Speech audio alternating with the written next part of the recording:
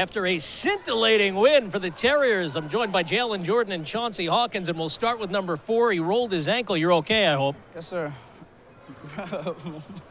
I'm good.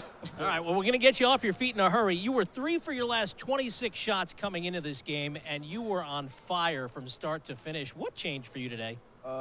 Just keep sticking with it, trusting the process, just keep praying.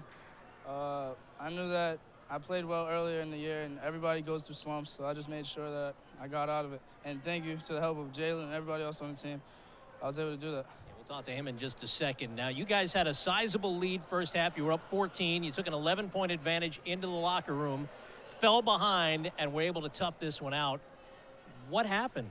We really just stepped up. Coach kept talking about inconsistency, and this win right here, this game right here, just taught us how to be consistent. We wanted to really do that. We had a tough week of practice, and just playing every possession out, just playing your hardest, and making every winning basketball play. All right, you're making my foot hurt. Go, limp.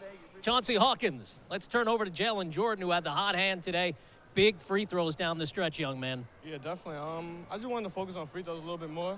I wasn't really shooting it too well this season, and I definitely expect myself to shoot a lot better. So definitely I got in the gym a lot more, worked on my free throws, and showed on the court. All right, hang on one second. I'm going to switch hands, make this look better. Just mention it with Chauncey. You guys had a pretty good-sized lead, 14 points in the first half. You led by 11 at the break, fell behind, and really had to go back and forth until you, sir, were able to salt it away at the line. No, I definitely want to thank my teammates for just staying in there and digging in. It's a team game, not so much me. But no, first half we came out real aggressive. Second half we kind of slowed up.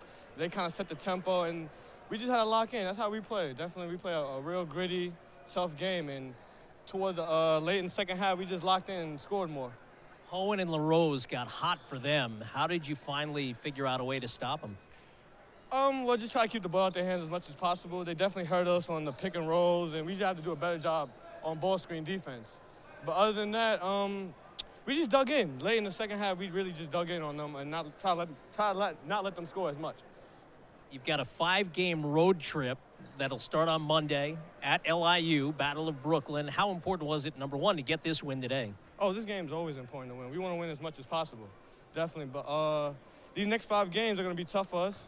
Definitely a challenge, but now it's time to go on the road and see what we can do. All right, good luck. Jalen Jordan, one of our stars of the game, as St. Francis Brooklyn comes away with a 7-point victory, going to 3-2 in NEC play. Back with Coach Glenn Braica to talk about the victory after this timeout on the Terrier Sports Network, powered by NEC Front Row.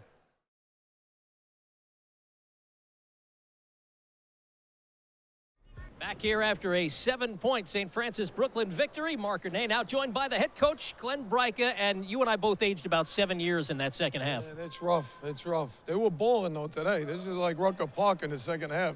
It was pretty good. But these games are rough. Every game's a war. It's tough, really tough. Now you jumped out to a 14-point lead about midway through the first half. You led by 11 at the break, and they came out rolling in the second half, especially Owen and LaRose. Look, we did a great job defensively in the first half, but they're such an explosive offensive team, you know, and you try to tell the kids at halftime that you got to continue to, do things the way we do them. But inevitably, they're not, when they hold a team like that, it's like mental. And then, but what I really thought hurt us is we turned the ball over early in the second half and let them back in the game, and they scored a lot of points off turnovers, and and that's what got them going. And then they're tough to guard. What did it say to you that you were able to do so much damage in that first half with Sanabria on the bench in foul trouble? Well, you hope as the year goes on, your team develops and guys get experience so that you can survive something like that. And I thought the guys did a good job. I thought Chauncey got going again today, which was great.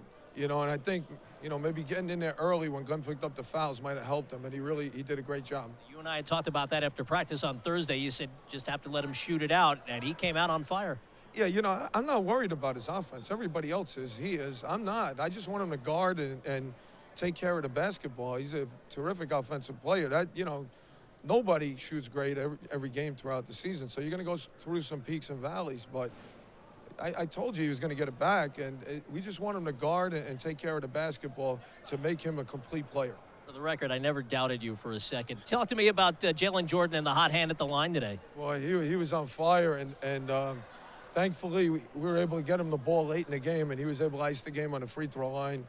We did a good job down the stretch, him, Chauncey, and Glenn on the free throws. All right, 5 straight road games coming up. You start Monday at LIU. Obviously not a far trip, but a big game nonetheless. Listen, it's a tough stretch. You know, it's my fault. We had 4, I think, or 3, and I switched the game. Mount wanted to switch, so we switched it because we would have been on the road 3 of the last 4 games.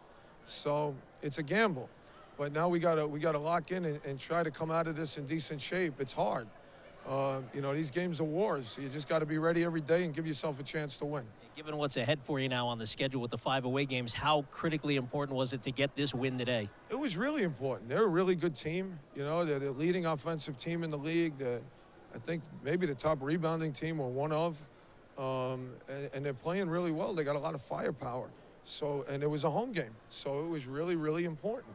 I don't know if the kids felt that a little bit, but I thought we were locked in. I just thought the turnovers hurt us in the beginning of the second half. But they're a good team. They're hard to guard. And, you know, I knew we were going to have to score a lot of points to win today. Luckily, we got to the 90s. Congratulations on the win. 7-1 now at home. Get home safely. The bad weather is bearing down on us. Yeah, thanks, Mark. Thanks. I appreciate it. You too. All right, we'll see you back here on February 7th, our next home game. It's our next broadcast on the Terrier Sports Network, powered by NEC Front Row. I'll come back with Coach Rorson to wrap things up after this timeout here on the Terrier Sports Network, powered by NEC Front Row.